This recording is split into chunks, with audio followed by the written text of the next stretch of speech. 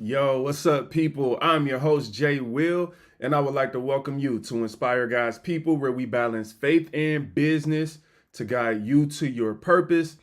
Today, man, we're going to kick it a little bit about this Jay Z article slash TikTok video that kind of floated around and came past my timeline this morning. I don't know if this is new or old, but Jay Z and Kevin Hart had a conversation and was talking about loaning cousins money. And I thought it was super relevant, regardless of whether you're a celebrity or everyday person. Obviously, this show is about balancing faith and business. So I want to give a Christian response. I'm going to play the video. It's just like 1 minute. And then we're going to break down like a Christian response and reaction to some of the things that he kind of alludes to or mentions in the video. Now, look, you don't got to be a Jay Z fan. This ain't got nothing to do with Jay Z really in particular. It's just a good topic that kind of came across the timeline to me. And I think it's relevant, you know what I'm saying? Because on this show, we're talking to a lot of business professionals. Y'all are entrepreneurs. Some of y'all out here killing it. And some of us really kind of came from nothing. And the reality is, when you come from nothing, it is like really interesting to navigate. And I'm going to tell you something I learned personally. Nobody teaches you how to be successful. That's a real reason why I had this podcast for real and why I think everybody should be listening. So shout out to you if you're one of our 908 YouTube subscribers. If you are not, just go over to YouTube and type Inspire God's People and subscribe to the show, man. And like, share, comment, all that stuff. I'm also interested into what y'all think about this topic. So feel free as we kind of kicking it on this to give me your perspective. But before we get into that, I do want to say one thing. Oh, wait, I was making this point. Nobody teaches you how to be successful. And here's what happened to a lot of us in the world for real. You go from absolutely nothing, you grind, you in poverty, you know what I'm saying? Or maybe you lower middle class, whatever it is. You just kind of making your way, working hard for years, like all this stuff. You got your dreams, and then you actually get something. And dog, I'm going to be real. Like, nobody tells you how challenging it is to be successful because you don't really know how to be successful. Like, you don't know, like, and then a lot of times you're not really ready for how everybody around you change. You know what I'm saying? Because look, this is just all the way facts. As tough as it might be, you will understand that if people around you think you got $50, like, people will change in a minute. Like, hey, bro, let me get that 50.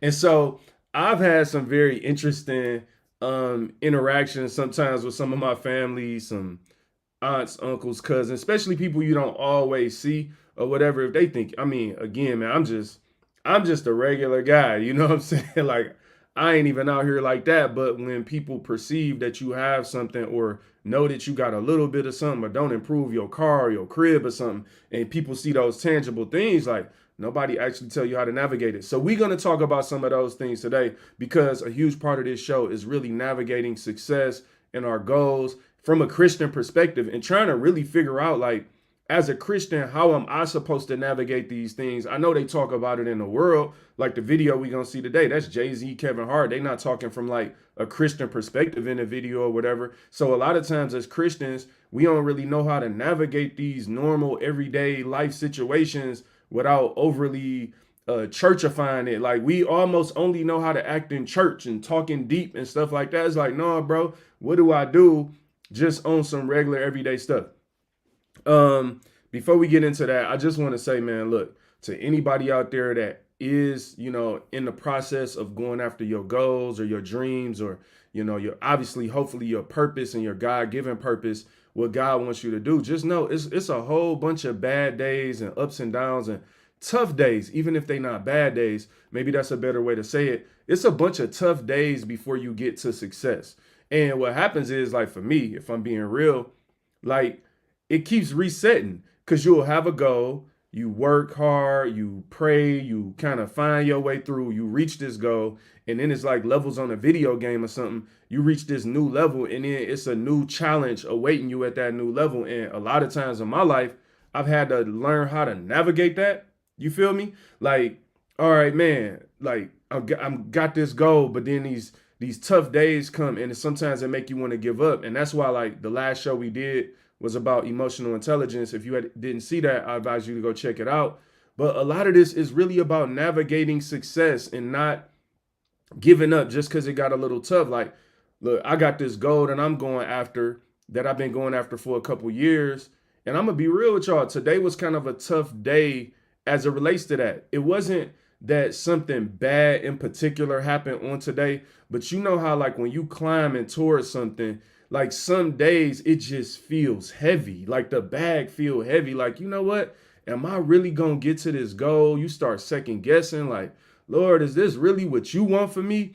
And it could be tough, but I just want to remind you, as I remind myself, like, it's a bunch of tough days on the way to success, but the tough days don't have to define you as you're going towards success. So whoever you are, wherever you are, keep pressing towards success, even if you are climbing that mountain and today the bag feels a little heavy, the weight feels a little heavy, and doubt is trying to creep up on you. I'm telling you, man, you can do it. Long as God called you to it, he'll see you through it. You feel what I'm saying? And don't stop for nobody but God. All right, so I'm going to play this video real quick. This Jay Z Kevin Hart conversation. It's just 1 minute, you feel me? A 1 minute conversation. And then I want to spend some time giving a Christian perspective and kind of breaking down some of the elements of the conversation that's being had. And again, the goal and the purpose is because I believe that sometimes as Christians, even though I'm not trying to be a billionaire, I don't even really want to be a billionaire or nothing like that. So these are maybe an extreme example of like a billionaire and 100 millionaire, whatever. Kevin Hart is worth, I'm sure, a few $100 million, right? And they're just talking from a practical perspective, but I think it's something in there for us to grab. You feel me? So let's jump into that. All right, what we got? Let me share my screen. All right, bet it up. Look, ignore, like, this is like some random, I just Googled this, and look, I don't know what these advertisements are on the side, so I'm just telling you right now, like, please, if you're watching this, if you listen, then it's all good, but if you're watching it, that's, not me. So, all right, let's play this. From that space. Absolutely. You know what I mean? Like you'll have people that where you come from, if you behave in a certain manner, it's not accustomed to where they are. Right? Some people haven't evolved past 16. They still stuck in that place. But you evolving every year. Mm-hmm. So that may be a threat to them. Subconsciously or consciously, Kev acting funny because blah, blah, blah. You have to navigate that. Mm-hmm. You have cousins. You got to go home for Thanksgiving and people are talking to you like Kevin Hart. And you going home for solace. You want family. You're going home for peace of mind. You're going home for peace of mind. And they don't give you that. Your cousins in your grandma's living room saying, "Yo, man, I got this play. I want to, if you just give me, you know what I mean? 4,800, I could make you 2 million. You like, it don't work like that, fam. And you got to explain to him, like, life isn't like that. Money isn't free and no one's giving out opportunities. If it sounds too good to be true, it's really, and then he like, oh, you don't believe in my dreams. Where did All right, y'all. So that was Jay Z and Kevin Hart. That was just a TikTok video. Looked like it's from some TV show that I didn't see. But like Jay Z, Kevin Hart having this conversation, you heard it. Like, there's a couple things I want to kick it on. Like, so first things first, Jay Z kind of tells Kevin Hart, like, you going home on a holiday, right? And you going because maybe you've been working and you tired and whatever, and you need some level of normalcy. But when you get home, your own cousins, your own family are looking at you as the celebrity. This is something interesting to me because, like, I'm just one of those people, like, I never really been overly anxious about no celebrity. I don't really put them on a pedestal. I think, like, they just regular people that made it somewhere in life. And the first thing I want to say as a Christian, I do think we should chill a little bit on, like, putting celebrities on a pedestal and really low-key worshiping them for real, to the point that even if the celebrity is your cousin, you can't even like you can't even just treat them like a person. But I think you don't even have to be a celebrity for this to happen. People like to worship successful people. It's one of the reasons that as a person who is going after any level of success, dog, if you reach that success, you gotta try to stay grounded, because people will literally build you up, but they build you up to tear you down. Same people that build you up today, they'll be tearing you down tomorrow. And so that's something that I always try to be conscious of, is like, look, when people think you got something, they gonna always put you on a pedestal. And it's kind of weird because with the advent of social media, people really think they know everything about each other anyway. So that's why you have some people trying to front like they live in a celebrity lifestyle, because a lot of people really want to be treated like that. I don't really think as a Christian that that's really what we should be seeking. That's not why I talk about success. That's not why I talk about purpose and reaching my goals or my dream, not to stun on people or like I ain't really trying. I'm really just trying to be a regular person that does whatever God calls me to do. And I ain't saying that you got to be like me. That's on you to figure out. But I do think that if you're a person that want all this attention and want to be a celebrity and all that, you got to realize like everybody going to treat you like that. And when I listen to celebrities talk about being a celebrity, most celebrities want to find a way to be a regular person. Like that junk don't seem fun. I tell people all the time, like run from fame, fam. Like run from fame. Fame does not seem like something to me that anybody should be really trying to obtain. I could see how like if fame happens that you got to adapt to it and deal with it. But to me, it's like I like fame really isn't attractive to me. You feel what I'm saying? What up? What up, Leandria? How you doing, sister? It is, man. And so, like, all right. So the first thing when Jay Z and Kevin Hart having this interaction, to me, it's just Jay Z is actually pointing out that, like, yo, I'm going home to go home, but my cousin's looking at me different. So what does that mean for us, regular everyday people who ain't billionaires or whatever? Or maybe you are a billionaire. I can't count your money. But what it means for us is that we got to understand the principle is still there. If you grew up around a group of people and none of y'all had nothing together, right? Like y'all was all one day at the starting line. And somehow, some way, from your own grit, your own skill set, talent, God-given abilities, you worked and you worked and you worked and you actually got further in the race, right? You got to understand that even though the people love you, when people start seeing you surpass them, psychologically, this is now a challenge because now people start looking at your money and your possessions and they really counting it as they own. And again, this ain't even to like bash people or nothing like that. I'm literally just speaking about the experience that actually happens. So for Jay Z, right, you start off selling drugs, rapping, whatever you're doing. Like just like the world see you becoming Jay Z, your cousin see you becoming Jay Z, and your cuz looking like, bruh, like I know you here for Thanksgiving dinner, but I got some stuff I'm trying to do. So a lot of people, most of us are just living life from our own perspective, right? So you got this situation where Jay Z now uses as an example, and I couldn't tell from the video if he said 4 to 800 or 4,800. So I just put 1,000 in the title because I'm like, the principle is the same regardless of the amount of money. But if you got Jay Z and the cousin is looking just like you looking, you saying, yo, bro, you worth a couple billion. Like if you worth a couple billy, why can't you break me off a couple thousand? Why you can't give me a couple thousand if you worth a couple billy? Now, tell me what y'all think. I don't know. I know that on the surface, most people, especially if they're in the position of the cousin or in the position of less than, and you used to counting other people's money, you counting his money thinking he should be able to give me that. But you got to look at it from a couple different perspectives, right? This is my perspective on it. One, it's really not about the money for real. Like it really ain't. It ain't really about the amount of money. It's about what does me giving you the money mean? You feel what I'm saying? So the Jay Z in his example said the cousin has this business idea, and he like, if you give me this money, I could turn it into $1 million with my idea. And Jay Z said it don't work like that. So I want to kick it for 1 second on this whole concept of like it really don't work like that. What is he talking about when he said it don't work like that?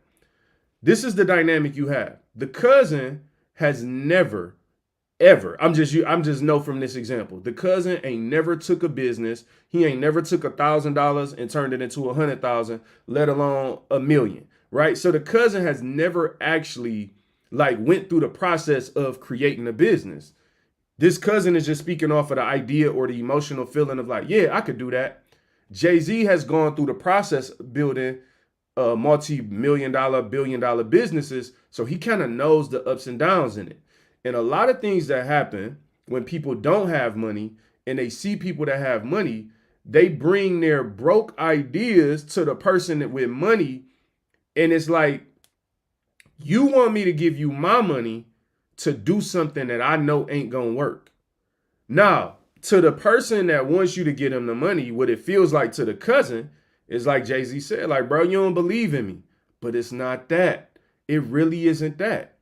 It's that I already know what it takes and you don't because you haven't done it. And this is an interesting dynamic in life to me. When a broke person wants to tell a wealthy person or a successful person to give them money to do something that the successful person already knows is not going to work. And you got to understand that it ain't about the money. It's about the fact that I know this ain't about to work. And so now you throwing my money away, wasting my money. Now you are going to go down a path with my money for something you've never done with your own money. Now, I'm using this as an example because I'm pretty sure this cousin has had $1,000 before. As a matter of fact, if the cousin was around in 2020 when everybody was getting stimulus checks, they at least got $1,200. And I promise you, what that cousin did with their $1,200 was not try to start no business. Here's my perspective from a Christian perspective on it. Because I believe in the principles and the process of, like, ultimately, it is about becoming a better person, becoming who God created us to be. If you haven't taken your own money and exercised any of these disciplines, how in the world am I going to expect you all of a sudden? You feel me? Like, how am I going to expect you all of a sudden to get super responsible with my money? And I don't know why people do this, but this is a lie that people tell themselves when they want money from people. You're telling yourself that you're going to do something that you have never done in your life. Never. When you get your money, as a matter of fact, this is the other aspect of it. When you get your money, you buy shoes, clothes, you take trips, you spend your money on liabilities. But then you want me to give you money for the responsible things or the business, and then you're going to say, I don't believe in you if I don't give you my money. Here's what I would say to you. You don't believe in you. Because when you had $1,000, you too wasn't trying to spend it on whatever business idea you have. Now, I get it, y'all. This sounds harsh. If we can get past the emotional layer of, like, just maybe that initial tension that you feel because you was counting your auntie money or your cousin money, this is about you. This ain't even about them. This is really about the cousin. This has nothing to do with Jay Z. The cousin needs to listen to my podcast, because if you are the broke cousin, what you need to realize is that there is a pathway to success. If you have a successful person in your family, what you should be asking them for is the blueprint, not the profit. Woo! Listen, you want the profit from the business that they created, from the hard work, the blood, the sweat, the tears, the long nights, the pain that they went through, the stress, the doors being shut in their face, that they had to go through a process that might have taken them 15 years to get whatever money that you want, just like that overnight. Now, this is amazing to me. You will watch a person work their tail off for years. You're not even asking them for the blueprint, like, bro, tell me how you did it so that I can go work my tail off for years. What you're asking for is a handout because you, my friend, want to skip the process. If this is you, maybe this isn't you. But if you are the broke cousin, what you're really trying to do is skip all the work and you're just trying to cheat and get the answers to the test, right? What I believe that God wants us to do is God wants you to take you through the process, because the process is what's going to develop you and refine you and allow you to become the person that God wants you to be. See, if God just give you something, like, that's why the Bible says faith without works is dead. A lot of us want to just live off faith. Like, oh, I got faith. You don't believe in me. Have faith in me. It's like, no, bro, you just got to work. That's Bible. You have to put in the work. What a lot of us should be doing versus counting other people's money, which I don't think is Christian like at all. I don't think you should look, because the Bible talks about not coveting. You get what I'm saying? Not coveting the things that your neighbor has. You should not be looking at someone else's possession and like thinking they owe you something.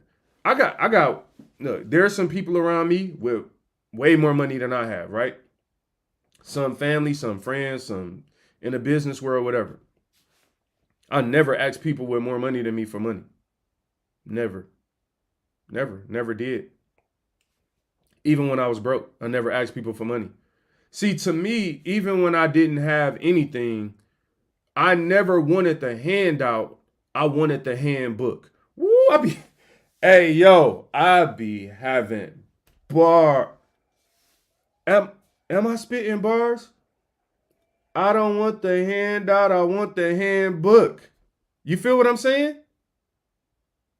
Thank you. Yes, you got to send this to some people. And here's the thing. The goal is to really help people, because people want a handout and they don't realize the handout is hurting them. Like, if I just give you something that I know ain't going to work, why do I know it's not going to work? It's because a person that's spending your money, let's just be real. A person that's spending your money doesn't even have like the cautious strategy or anything with it. Why? Because they playing with house money. Like, this ain't mine. I ain't work for this. See, if you don't work for something, you don't know what it feels like to lose it. So you don't spend it wisely. When you spending somebody else's money, you just thinking like, they got it anyway. Like, you got it. Like, you might as well give it to me. Well, it's like, well, if we copied and paste that mentality times the, like 150 cousins I got, then like, listen, like, how am I going to have anything? If I literally just, man, I got so much to say about this. I didn't make the money being irresponsible. So as an example, let me put it like this. If with my own money, I'm responsible. And let's say with my money, I don't go out and buy Louis Vuitton bags, right? This is just an example, right? You could buy a Louis Vuitton bag if you want to, if you got the money. But with me, a Louis Vuitton bag for me isn't worth it. Literally, I'm actually being literal now. Like, a Louis Vuitton bag isn't worth it to me. There's 100 other bags that are very nice to me that cost less. I don't really need all the LVs on my bag when I'm traveling. Like, I just don't need it personally. Ain't nothing wrong with it. If that's you, that might be your thing. I'm not trying to judge you. I'm just saying, for me, that's not worth it with my money. So I can have the money for the bag. And my wife is the same way. This is something that we're the same on. My wife doesn't want me to buy her a Louis Vuitton bag. She doesn't want it. She doesn't want certain price. She don't want $1,000 bag. She just literally doesn't want it. So what's the thing? Like, okay, we have $1,000, but I don't spend my money haphazardly like that. So now if you come to me and you like, I know Jay got $1,000, man, give me that money so I can go get me a Louis Vuitton bag. Well, you kind of, you're trying to force me to do something that my values don't even align with, because you haven't even tried to understand my values or how I got whatever couple dollars I got. You haven't figured out how I got whatever little bit of success I got. You just coming for the profit. Like, you just coming for the fruit off of all the work that I did. Or you wasn't there when I planted the seeds. You wasn't there when I watered it. You wasn't there when I gathered the harvest. Like, you just want what is left in the basket. And the problem with that is you don't know what it took to get it. And you want me to go against my morals and values to allow you to do something with my money that I don't do with my money. Let me try to give y'all a good example with this, because this is something I see even just on the internet. I'm gonna tell y'all something that I kind of judge people on. Not judge, but this is something I observed. First, let's read this comment. Okay, but can we discuss the black tax? What about when you finally get money and feel obligated to help your family members because you're doing well? Then they get accustomed. Oh, yes, we about to talk the black tax. We got to talk about that after I get this example. I love this. I absolutely love that you said that, Leandra. All right, so I'm going to give this example, then we're going to discuss the black tax. So when I look on the internet, on like my Instagram feed or something, one of the things that's interesting to me is the people who wear shoes in their house versus who don't. And I see inconsistency with this. This is something I literally pay attention to when y'all have selfies and stuff. It's interesting to me. Some people wear shoes in their homes and some people don't. I am a no shoe in my house type person. Only because to me, I'm walking outside. I don't really know if I'm walking in mud, goose stuff. I like it don't well mud. Come on, you would actually know if you walked in mud. That was a little ridiculous. But my point is, you feel what I'm saying? Like when I'm walking outside, like I don't really want outside in my house. The other thing about me is most of the things I purchase them as investments. So even if I own something, so what did I sell last month? Last month I sold a podcast studio mixer. I sold some Yeezys. I probably sold like $600 worth of items on eBay last month, right? Now, some of them were used, some of them were new. But the used stuff, the reason I was able to, I sold 2 microphones.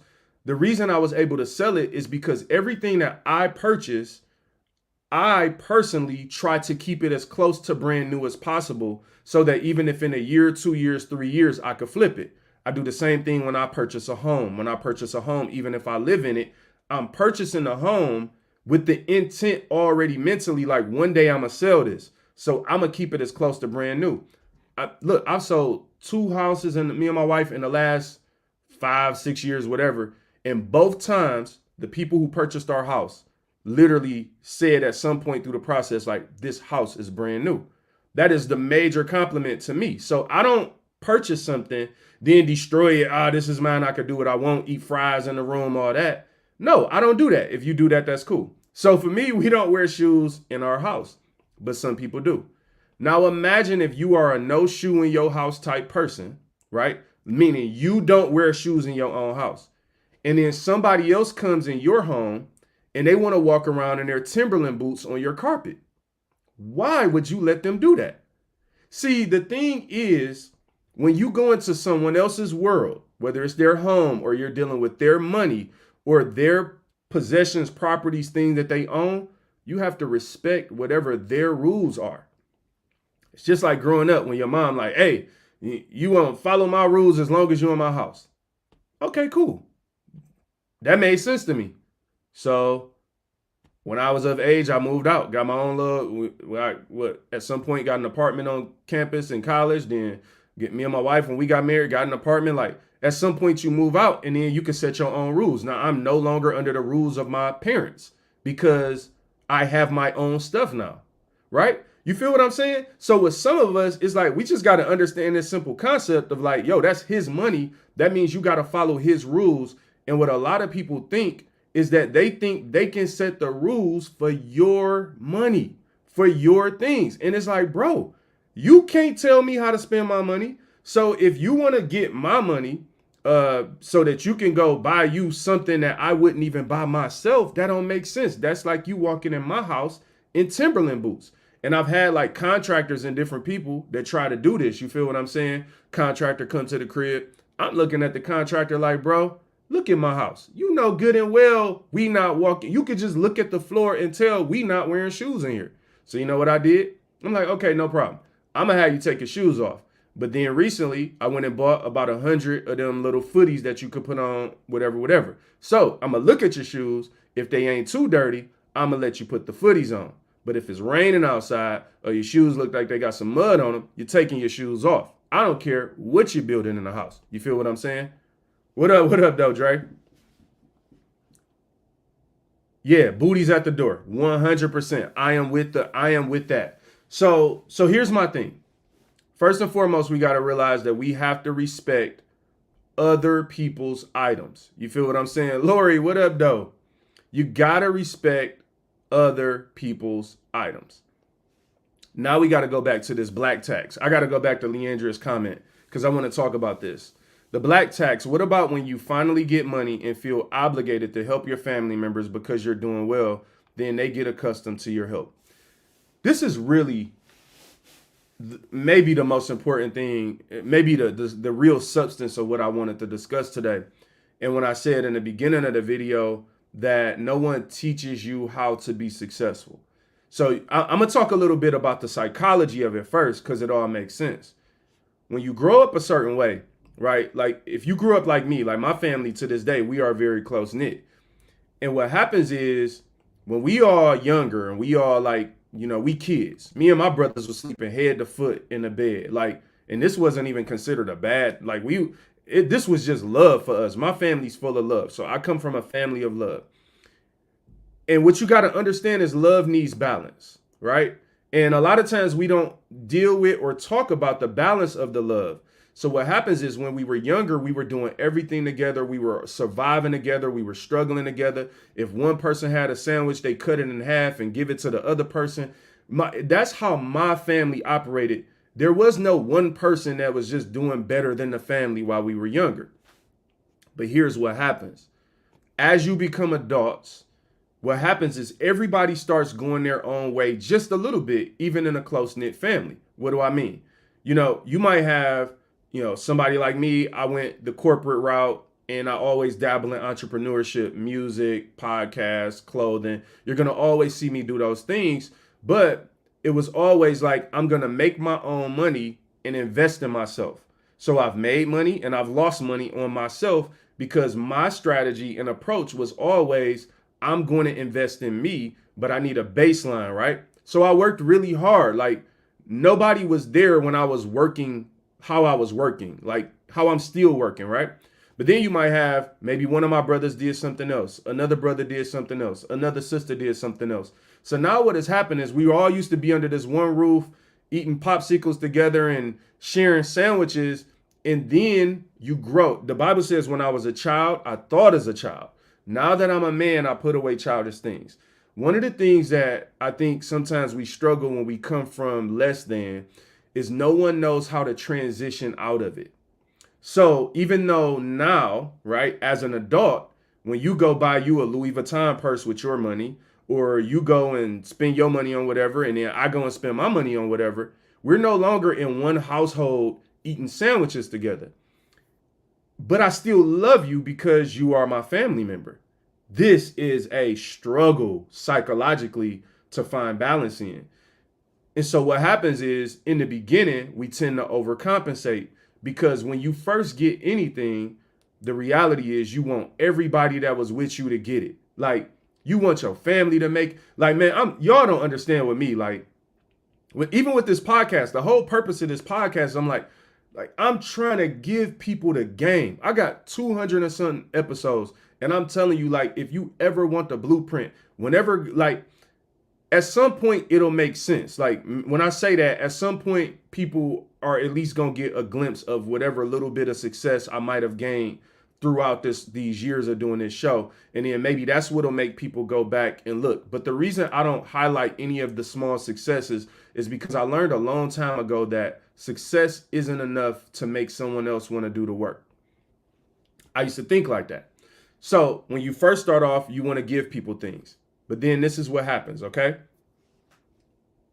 You start giving people things and nothing changes. So give you an example. This is just examples. Like if anybody in my family see this, like, please, like, I'm not talking about you directly or anything. Like, number one, because y'all don't, it's a lot of people. Y'all don't even see each other. Like, so that's another interesting thing that happens is everybody think they the only one coming at you. It's like, y'all don't really see each other, right? So I'm just speaking in general.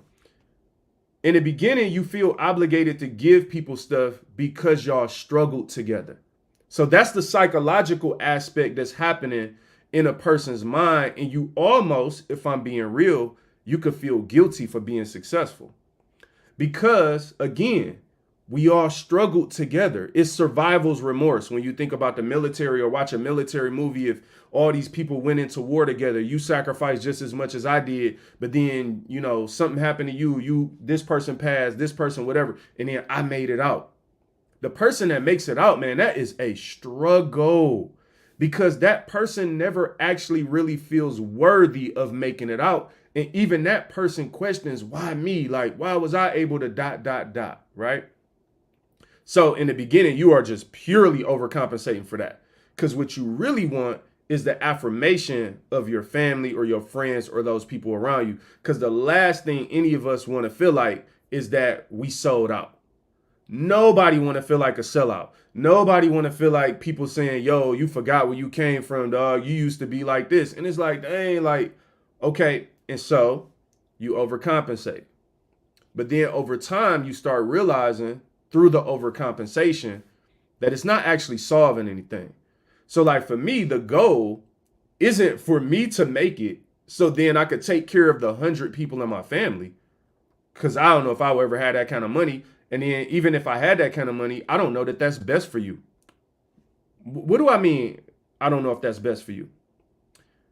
Let's say you're a person with a drug habit, right? So you get whatever little money you get and you go smoke it up and drink it up all the time. You're not even handling your responsibilities. Then you come to me when you run out of money that you've misused and abused. If I give you money, you just gonna smoke my money. This ain't really helping you. Now I'm enabling you to be a bad steward because the Bible, now let's make it biblical. The Bible does call us to be a good steward of money. This is where the parable of the talents in Matthew chapter 25, verses 14 through 30, really break this down very clearly. So I actually believe that any person that comes into any level of success, it will actually be a great idea for you to read the Bible. You feel what I'm saying? You read the Bible, Matthew chapter 25, verses 14 through 30. This stuff changed my life. So we still talking about the black tax. And this is for me how I learned to grow beyond it and try to do something greater to help people versus just give them things that they're asking for because they don't actually know what they need because they haven't gone through whatever process that you've gone through in this particular area. So when I read Matthew chapter 25, verses 14 through 30, I start realizing like, yo, God gave 3 different people 3 different amounts of talents. One got 1, one got 2, one got 5. What I realized was that the amount doesn't matter when it comes to pleasing God and when it comes to being a good steward. So I can take off the guilt of if I'm the one with the 2 and you only the one with the 1. Because what people will do when they start manipulating you and not realizing they manipulating you, and this is something tough that you have to understand when you love people. People will try to manipulate you because they're addicted to money. And when people are addicted to money, drugs, alcohol, they will do anything to get that addiction. And that includes manipulating the people that you love, even if you're not conscious of it, not mindful of it. So I started realizing if you're a person with 1 and you just keep pointing at me with 2 and you like, yeah, that's the only reason you got 2. That's why it's like, let's go to the Bible. In the Bible, Jesus through his parable held the person with 1 at the same level of accountability as the one with 5. And so the psychology of the Bible and the parable that Jesus broke down was if you have 5, go out and work your 5 and bring back more. If you have 1, go out and work your 1 and bring back more. What we like to do is spend more time pointing a finger and making ourselves victim if we're the one with the 1 or the 2 and pointing at the person with the 5. And the only reason they could even get anywhere in life is because they have 5. And well, he got 2 and I only got 1. And that's not fair. And the only where we're missing the whole principle of the fact that it has nothing to do with the amount of money. It has something to do with the mindset, the behaviors, and your stewardship. So if God only gave you 1 and you did the right thing with your 1 cousin, and you had built a track record of doing the right thing with 1, turning it to 2, doing the right thing with 2, turning it to 4, and then you came to your cousin that was wealthy and said, hey, I got this great idea. Now, you know my track record, fam, and I've been duplicating and investing and duplicating for years, but I don't have this level of capital, but you know my track record.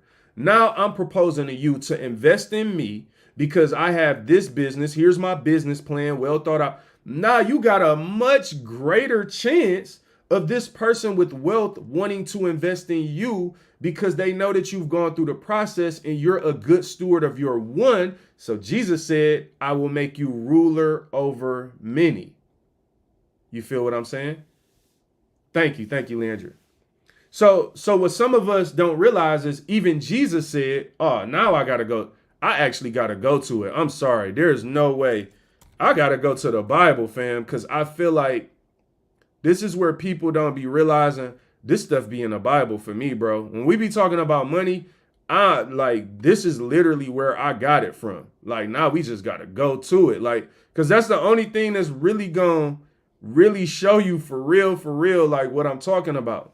So here's what's dope. This Matthew chapter 25, parable of the talents, or three servants in the New Living Translation. It starts here. But here's what's crazy. It's this part that I want y'all to see.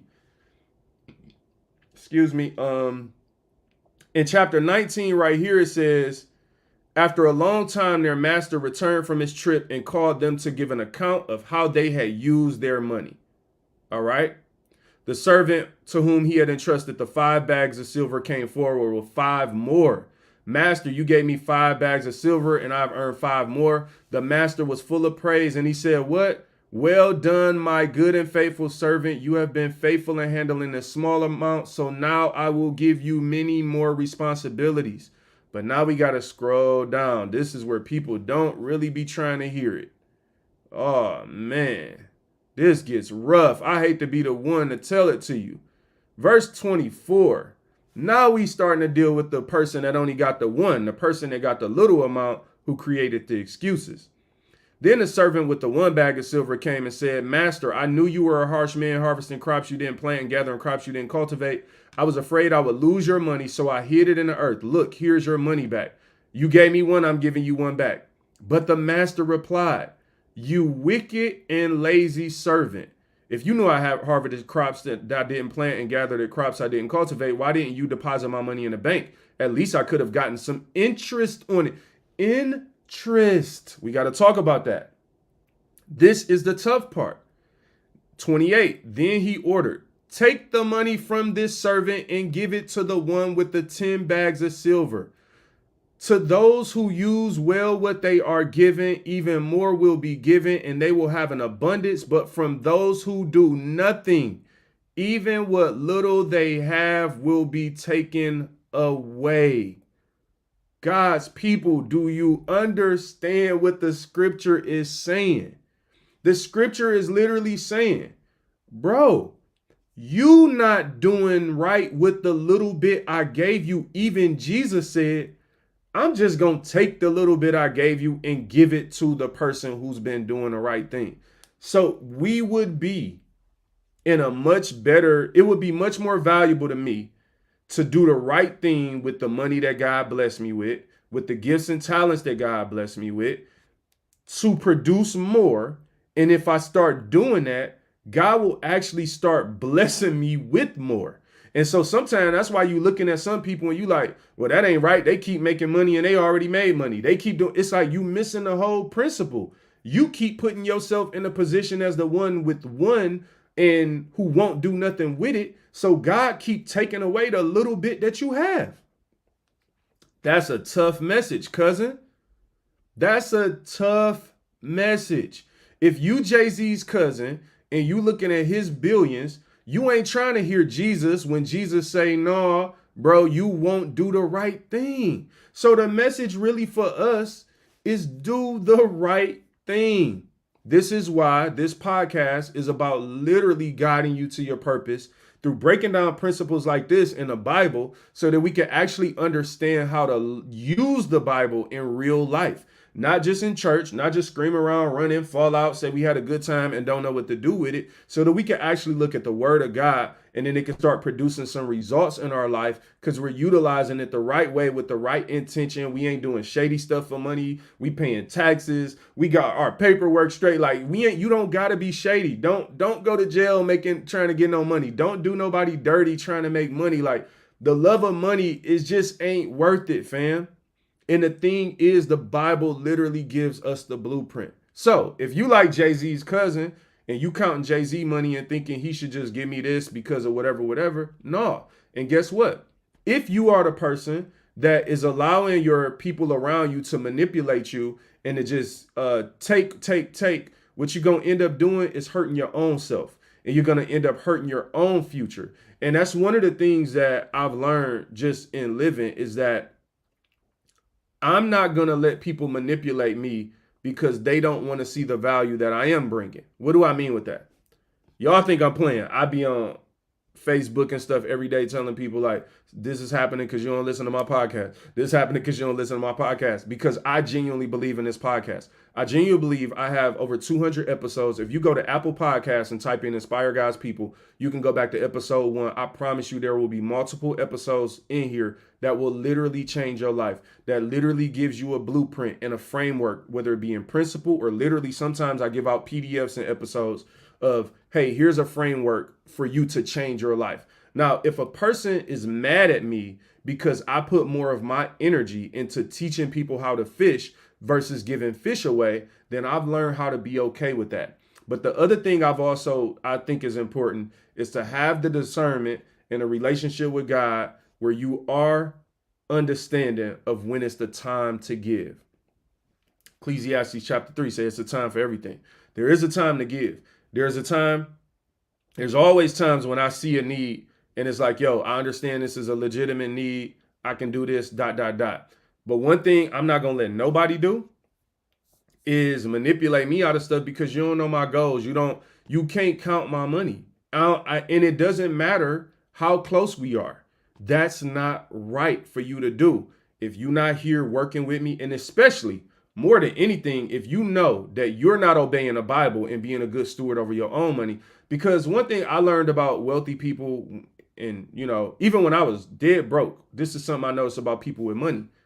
People with money, they don't want to give you money. They want to give you knowledge about how to make money.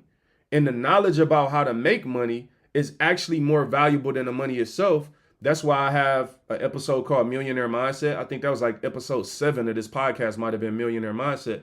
But it's about changing your mind.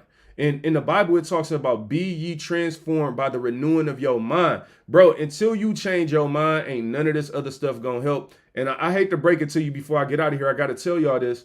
In the world today, here's the secret, especially in a political realm. They want to keep you as a victim mentality person so they could keep taking advantage of you. Because as long as you see yourself as a victim, you will never be a victor. So it's like, yo, you will never become victorious. Like the Bible says we are victorious. We are conquerors, more than conquerors, all this stuff. Like, how are we walking around as victims? I'm sorry. I'm going to say it 100 times every time I get a chance. I will not let anyone convince me that I'm a victim for no reason whatsoever. Even if it's like, oh, you're black, then you're being done wrong here because it is. Okay, we can acknowledge that. We can figure out how to solve that or overcome it. But I'm not a victim, bro. Just not gonna happen. Nope, not me, not happening. And the problem with some of us is that's what we've spoken over our lives. That's the mindset that we've adopted, the mindset of a victim. And with a mindset of a victim, you can never become victorious because you've crippled yourself to think someone else has to save me. I don't believe that. I believe that God gave me gifts and talents to be able to go out here in the world and figure something out, whether it be in a corporate world, continue to get better, continue to self-develop, grow. As an entrepreneur, continue to get better, continue to self-develop, grow. And guess what? If I fail, and I failed a bunch of times, then I'm just going to live with that. I'm going to live with the fact that, like, Lord, when you come back, you see what I did with what you gave me. That's all I could do. I got to work with what I got. I can't go around looking at what everyone else has and comparing myself to them. And the only reason they got money is because listen, bro, I'm not worried about it. That's why even in this example today, talking about Jay Z and them, it's just an example. I'm not worried about Jay Z. I'm not worried about Kevin Hart. I don't follow celebrities. I'm not obsessed with them. Some people are obsessed with celebrities. I'm praying for you. More power to you. But to me, God gave me a mission, a plan. I have a purpose in my life. And the most valuable thing about having a purpose is a purpose always comes with work. So you shouldn't never be bored if you got a purpose. Like if you know your purpose, because you do have a purpose. Some of us are walking around and we just twiddling our thumbs and we looking at other people and thinking, making excuses. Look, bro, it doesn't matter who you are. God got a purpose for you. That's all I got today. Look, if you are not a subscriber to Inspire God's People, the podcast, what is wrong with you? I mean, what is your problem, fam? Look, subscribe to the show. Thank y'all for the comments. Please do. If you watch this on the replay, tell me what you think. If you were Jay Z and you were a billionaire, are you going to give every cousin that asks you for $1,000, $1,000? And if so, do you actually think that is the best thing for them? Or is it going to create a situation where now you have enabled them and now you've become their bank. And guess what? It is very stressful. Oh, I got to say this last thing. This is what people don't think about. Once somebody in a family becomes successful and you start seeing them as just money and things, you don't realize how dehumanizing that is for them. Because in their mind, you represent their safe space. You are still their family. They may not even be as caught up in the money or whatever. But now, if all you ever see in a person is the money, now you've dehumanized them. And now every time you see them, you are now trying to take advantage of somebody that you once truly loved. And when I say you once truly loved, I mean you loved through your actions. But manipulating someone is not love.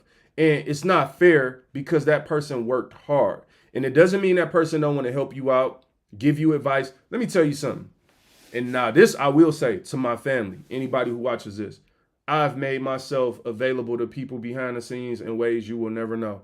And this ain't even family, friends, people that I met on the internet sometimes. Like I've sat in Starbucks with people and young people and going through business plans. When I say young people, I mean like younger than me, 25, 26, whatever. When I see talented people, like I'm always willing to give some level of information or whatever. But what people got to understand is that there is a point where I work to get this. And I'm still working. I ain't even where I'm trying to go. And the one thing that people do when they have less than is you really overestimate what people have. And I know like money is a very like subjective thing. So, $10,000 could be a lot of money to one person and not a lot of money to the next person. I get that. $10 million is not a lot of money to some people. Like, oh, that's a lot of money to me. So my point is just that though, like, you got to understand, like, we are human at the end of the day. We want to be treated like humans. We don't want to be treated like objects. And you got to realize that people worked for the stuff that they have, man. And when you work for something, I mean, you really work for it. You don't want to throw it out the window. And I got to say this. There have been times in my life that I've worked for something. And I can remember putting in work for something and then giving it to somebody else. And then they destroy it. They misuse it. Like, and I ain't gonna lie, that hurt. Like, if I got something, let's say I got a podcast microphone and I had an extra one and I gave it to you. I'm really giving it to you because I'm hoping that you then go do a podcast with it, make it dope, whatever. I come to your house, the podcast microphone is in the bathroom, the kids done stepped on it. You know what I'm saying? The dog licking it. Like, my point is like, what people don't realize is that is heartbreaking, even if the microphone was $100. And see, what you are so caught up in the money or the amount that you're missing the work that people put in. A lot of times when you put in work, you can't put a dollar sign on my passion. You can't put a dollar sign on the tears I cried or the stress I endured or the books that I've read. You cannot put a dollar sign on it. And what people will do is they'll think, oh, you got it. So whatever. But just because somebody has something doesn't mean that they want it misused or abused, right? Let's think of the most practical way. Let's think of something practical. Let's just say if I'm like, oh, you got nice teeth, I'm going to just knock yours out. Like, hold on, bruh. You going to knock my teeth out? Let's say you out there, ladies, you got long hair. It'll grow back. I'm going to just walk up to you. I want some of your hair because I'm bald headed. I'm going to just grab some scissors and just cut half of your head off and give it to me. Well, I'm overlooking the fact that you might have had to wash it or condition a certain way, or maybe you went through a year of natural, or you did something.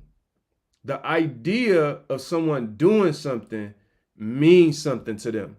And you can't take what I worked for and treat it like nothing without breaking my heart. So a lot of times I'm trying to protect the relationship by not just letting you abuse me, because then I'm going to start looking at you different. And that's what people don't realize. Like, yo, like you want your family, you want friends, you want people around you to represent something more than a dollar amount. And if you are a godly person, the dollar amount shouldn't be in your head as much. Like it really should not be ruling and controlling our lives.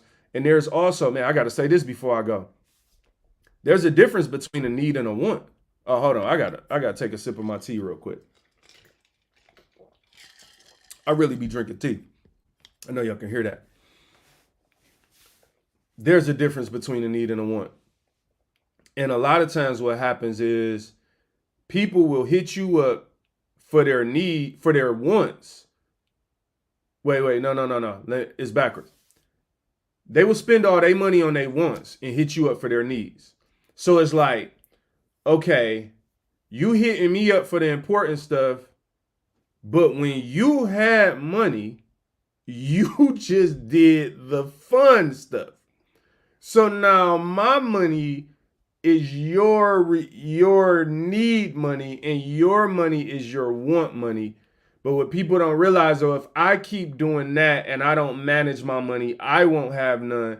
And then if I don't have money, I don't have a me to call. These are the things that get overlooked. Or let's say as an example, if I was saving up $50,000 to buy a property, and let's just say like, man, this has been important to me and I've been saving for 2 years to get a $50,000 property. And let's say now I got, $40,000 in the bank and I'm saving for this $50,000 property. And you call me and it's like, hey man, I need to do A, B, and C. And I know you got it. And it's like, okay, well, dang, here's the problem. All right, cousin, if I give you 1,000, right, of this 40, now I'm down to 39. Now I'm $11,000 away from a $50,000 property that I've been dreaming for. When you was buying your clothes and when you was buying shoes and you was abusing your stimulus check, I was saving. I wasn't buying the shoes. I was doing everything I needed to do, right? And I'm going to tell you, this is how relationships get ruined.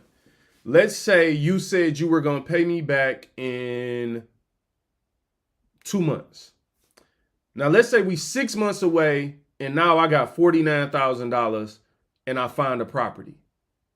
Once in a lifetime. Like, this is what you'll understand about investments and business. Like, when opportunities come, the reason that you need some level of money to move around and make decisions is because you can't control when opportunities come. Now I got $49,000. I've been saving for 2 years for a $50,000 property. Now the property, bam, it comes out of nowhere. I need the $50,000 right now, but I only got 49. 6 months ago, I gave you 1,000. You said you would pay me back in 2 months. And now today I need it and I call you and you don't have it. Now, let's say I miss out on that property because I gave you that money and you went and did whatever you did with it that I don't know. Then you didn't pay it back in the proper timing, right? But now the problem is I missed an opportunity that I've been really working for, right? That you may not understand. It may not seem like much because you're just thinking because I got more money than you, whatever. But I missed something that was important to me. That could be hurtful. But then on top of that, let's say the property that I was going to buy, I was going to be able to flip it and the market changed in 2 years and I was going to be able to make $150 for it. So your $1,000 could have cost me $100,000 profit. There's a bunch of examples I can give like that when it comes to investing, because you could want $1,000 from me and okay, when you pay it back, whatever it may be. But on that day, if I could have purchased an investment, maybe in 5 years, that 1,000 would have produced 50,000, 10,000, right? And so some of this is really about understanding how money works, understanding assets and liabilities. That's why you're supposed to listen to podcasts like these versus just gossip and talking and stuff, like all the little freaky, nasty stuff, whatever people watch and listen to. Like, we trying to get somewhere. And the reason I'm doing this is really out of love, because my heart's desire is that people around me understand, like, bro, like, I love you. I will give you the blueprint, the book on what I'm doing. I'll tell you exactly what I did. I'll tell you exactly how you should move around that $2,000 or $3,000, that $1,000. But if I'm being real, and this is no shade to nobody, and again, please don't feel that way if you know me, because number one, it's a bunch of people I done sat down with. So I ain't talking about you. You might feel like you the only one. I done sat down with a bunch of people. I done courses on investing, all type of stuff, right? The one thing that is always interesting to me when I walk away from maybe giving somebody 2 hours of my time, people don't do nothing with it. They still walk away, still take their $1,000, still take their $500 and do whatever they was gonna do. But why? Man, it's so much. I keep being done. I'm like a black church preacher. Literally, because I can't wrap this up. The thing that people don't realize is like the way money really works and moves is when you don't do the right thing with your money and you taking money and you buying stuff that doesn't actually grow in interest. See, if we go back to the Bible, I got to go back to this one part of the Bible where he talked about interest, and this was important to me. Right here. Why didn't you deposit my money in the bank? At least I could have gotten some interest on it. So the idea here is that if I give you something, I expect more from you. And a lot of us are consumers, but not contributors. A consumer takes something like money and just buys a bunch of things and ends up with less money. A contributor knows how to be a good steward of that money and gain interest on it. This is really by discipline and decision making. So one of the reasons that I know people don't like making investing. So whenever I sit down with people and talk about investing, this is some interesting thing that happens in the conversation. I always anticipate it. What people come into the conversation wanting is this. They want you to tell them what to buy with their money that's going to guarantee them that they're going to make more money. If that was the case, people would be willing to invest, right? The reason that I think 50% of Americans don't invest in anything, the reason that 50% doesn't invest is because they're afraid that you can't guarantee something. But then they go and take that money and buy something that's guaranteed not to turn over a profit. This is so interesting to me. You don't want to purchase an asset because an asset has a potential to go up or down. But you go purchase a liability that only can go down, but because it's instant gratification, so meaning maybe it was a car you liked or a shirt, a purse, anything that you just liked right now, and you feel like, yo, I can see this thing, I can touch it, so that's the payment. But 6 months later, you just want another purse.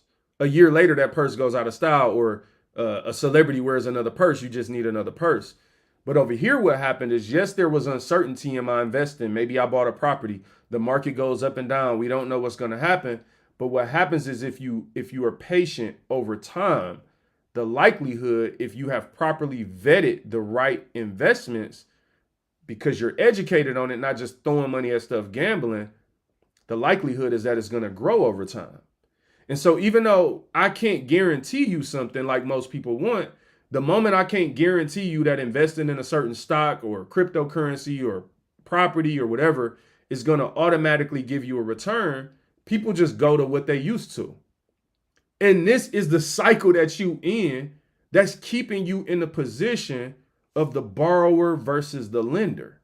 And so my whole point with all this and my whole purpose is I really do want to see people do well. I really do want to see people graduate from being a borrower to a lender, from being a person that is not a good steward to someone who is doing the right thing with their money. But it's only you that could change your mind. Like, I can't change your mind. And so because of that, if you're a person out there on whatever side of this you on, if you're the cousin that wants to borrow the money or you're the cousin that has the money, if you're the cousin that has the money, yes, hear God, man, woman. Like, know when you should let somebody borrow. Know when you should help somebody. Because what you don't want to do is become a cold-hearted, non-Christian type person and never want to help other people. Like, we supposed to be givers. We supposed to know when to give. But you're supposed to give responsibly, right? And so me giving you something that is invested in something else, that doesn't make sense. That's not the proper way. But if you're the borrower, don't manipulate people. Look in the mirror. Ask yourself, Am I actually doing the right thing with the little bit I have? Read the Bible, Matthew chapter 25, verses 14 through 30. Read it on your own time and really spend time and meditate on it and ask yourself, which one am I? And let God speak to your heart. And hopefully, just hopefully, you will share this episode with someone else.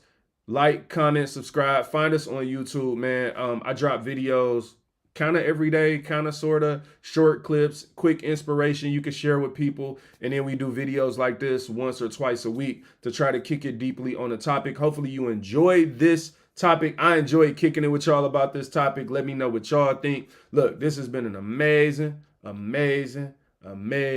day. Like, share, subscribe, inspire God's people.